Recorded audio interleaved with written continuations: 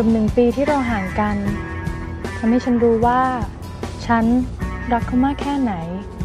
ส่วนตัวเขาเองก็เคยพูดเอาไว้ว่าความรักมันไม่มีปริมาณวัดได้แต่สำหรับเขาแล้วมันอาจเปรียบเทียบได้กับท้องฟ้า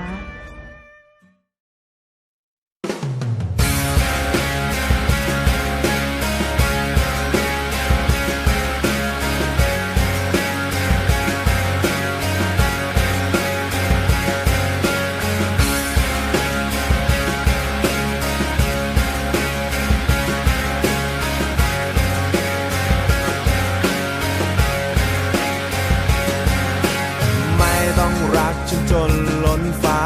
ไม่ต้องหาถ้อยคำหวานๆอย่างที่เคยบอกกันก็ยังซึ้งอยู่ขอแค่รักคำเดียวเท่านั้นหมายถึงฉันคนเดียวเท่านี้อยากจะฟังอีกทีว่าเธอรักฉั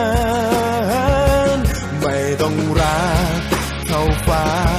แต่ขอให้รักเท่าเดิมไม่ต้องมีเพิ่มเติมแต่รักไม่น้อยลงไป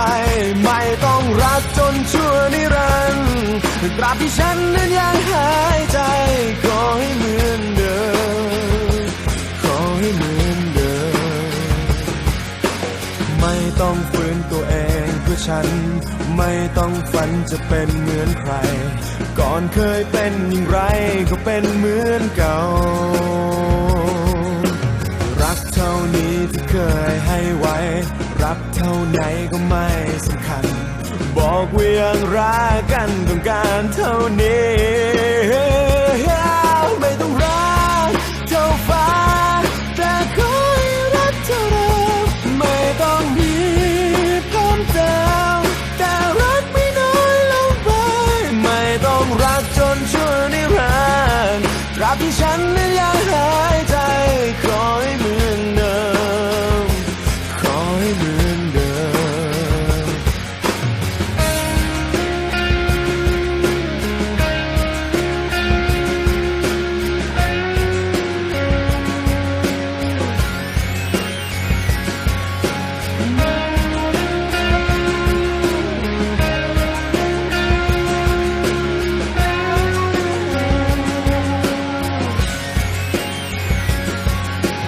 รักเท่านี้ที่เคยให้ไว้